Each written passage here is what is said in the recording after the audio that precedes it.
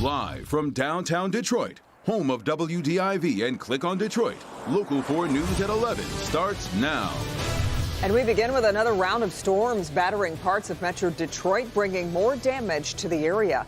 Those storms hit around rush hour and continued well into the night. And now DTE reporting about 47,000 customers without power, mostly in Oakland County, and that's where our Tim Pamplin is with the night cam. Tim. This was the calm before the storm this evening near Baldwin and I-75. Moments later, wind, rain and hail lashing the Local 4 truck as we head down Brown Road here. It lasted for about 20 minutes. And then, what on earth is that? It appears to be black water coming up and out of the storm drains. Trees were toppled and storm water kept flowing out of manhole covers, this near Great Lakes Crossing. All that water flooding out the roads as the cars made their way through gingerly. The hail kept pinging off the truck. A little further north in Oxford, on State Street, this home struck by lightning, I'm being told. Oxford firefighters doing a great job knocking this fire down. I'm happy to report no injuries. Now, if you look at the DT outage map, you can see the clear line these storms took, starting off in Dryden and heading south through Lake Orion, Oxford, Oakland Township, and into southern Oakland County. I don't know if it's just me, but it certainly seems the storms are getting a little bit more intense these days. That was the scene in Oakland County this evening with the night cam. Tim Pamplin, Local 4. Okay, Tim, so let's check in with Ben, who's been watching these storms this evening. Yeah, Ben, are we in the clear yet? We are so far, guys, and we get a break tomorrow. Thank goodness, because we deserve it after tonight. Tim was in one of the spots that got hit the hardest, even though these storms started in Lapeer County, and really it was the north zone that was under that marginal risk for severe weather. Look at this line, because once it got started, it just wouldn't quit. Kept moving south. Damage there reported across Lapeer County, parts of Oakland County, and you can see those severe thunderstorm warning boxes just pop up like a bingo card there all the way through Washtenaw and Wayne County, and then finally those storms exited the area just less than an hour ago. Rainfall totals did top 1 inch, and you saw all that water from Tim's piece there. A lot of it there in the eastern portion of Oakland County, 1.4 estimated from the radar there. We do have some reports of damage, especially around the Auburn Hills area. That's where we saw some trees down, some power lines down as well, and that was in Oakland County and some other communities that were surrounding that as well. We get a break tomorrow, but the showers and thunderstorms are going to be coming back before the end of the week, and we'll talk timing on that and get to enjoy a couple days first. All in a few minutes, guys. Yeah, you got it. More coming up from Ben. Now to the youngest school board member ever in Macomb County. But tonight, a majority of his colleagues on the L'Anse Creuse Board of Education have voted to censure Shane Sellers, claiming misconduct, something he vehemently denies. Tonight, he told our Mara McDonald he was pressured to resign. Mara? Devin, that's something he refuses to do, and he takes real issue with some of the allegations against him.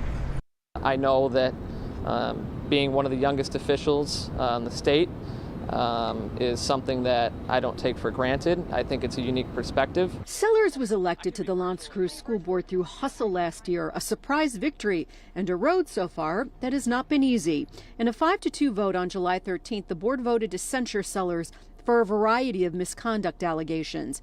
It has been stewing for 4 months.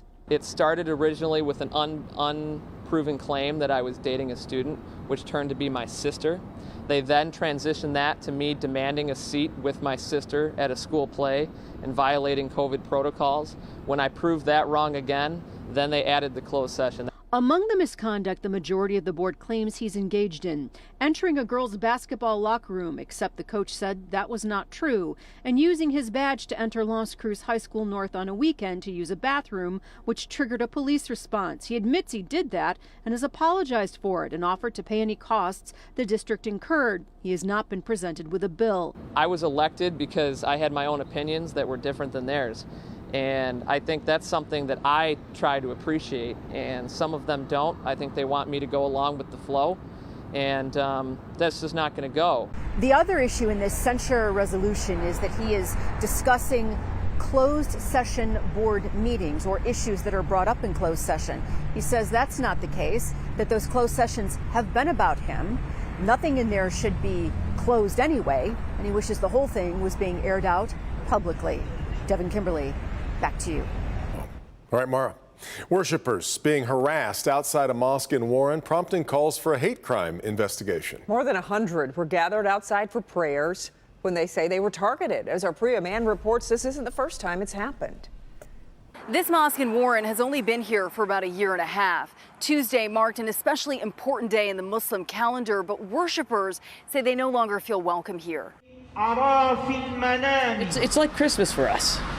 And to have people attack you on one of the holiest day in the calendar, it does hurt a little bit more. Muslim worshippers say they were harassed on Tuesday during auspicious early morning prayers. They started intimidating, yelling, cussing. It was way too much vulgar profanity. We didn't expect that. Hundreds had gathered at this mosque in Warren for Eid celebrations, marking the end of Hajj, a 5-day pilgrimage observed by Muslims around the world. The Al Hassan Islamic Center was purchased last year. 3 months after the old church was acquired, a man armed with a hammer drove up and broke 5 windows.